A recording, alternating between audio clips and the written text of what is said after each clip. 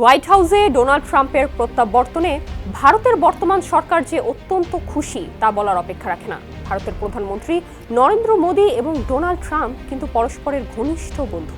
তারা দুজনেই একাধিকবার প্রকাশ্যে সে কথা বলেছেন।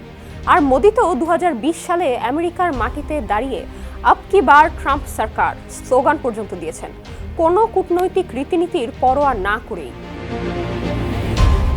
আগামী সপ্তাহে যুক্তরাষ্ট্র সফরে যাবেন ভারতের প্রধানমন্ত্রী নরেন্দ্র মোদী। ভারত বাংলাদেশ রাজনৈতিক টানাপোড়েনের মধ্যে এই বৈঠকের কোনো প্রভাব বাংলাদেশের ওপর পড়বে কিনা তা নিয়ে রাজনৈতিক অঙ্গনে চলছে নানা আলোচনা সমালোচনা। এরই মধ্যে সব জল্পনা কল্পনা সত্যি করে দিয়ে 12-13 ফেব্রুয়ারি ওয়াশিংটন সফরে মার্কিন প্রেসিডেন্ট ডোনাল্ড ট্রাম্পের সঙ্গে তার বৈঠকে বাংলাদেশ প্রসঙ্গ উঠতে পারে বলে জানিয়েছেন ভারতের পররাষ্ট্র সচিব বিক্রম মিশ্রি।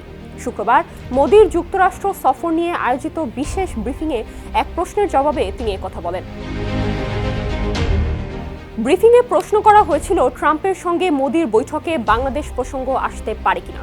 জবাবে বিক্রম মিশ্রি বলেন, আমি এই মুহূর্তে আগে থেকে কিছু বলতে পারি না, তবে সেখানে আঞ্চলিক ও আন্তর্জাতিক বিভিন্ন বিষয় নিয়ে আলোচনা হবে। আমার ধারণা যেসব বিষয় আলোচনায় আসতে পারে সেগুলোর অন্যতম এটি একটি। ক্ষমতাচ্যুত প্রধানমন্ত্রী শেখ হাসিনাকে ফেরত পাঠানো না হলে ঢাকায় ভারতীয় হাইকমিশনের ওপর হুমকি আসতে পারে বলে যে কথা উঠেছে সে বিষয়ে প্রশ্নের জবাবে বিক্রম মিশ্রি বলেন, কূটনৈতিক স্থাপনার নিরাপত্তার দায়িত্ব যে দেশে সেটা থাকে সেই দেশেই। আমার কোনো সন্দেহ নেই যে বাংলাদেশি কর্তৃপক্ষ তাদের দায়িত্ব সম্পর্কে অবগত।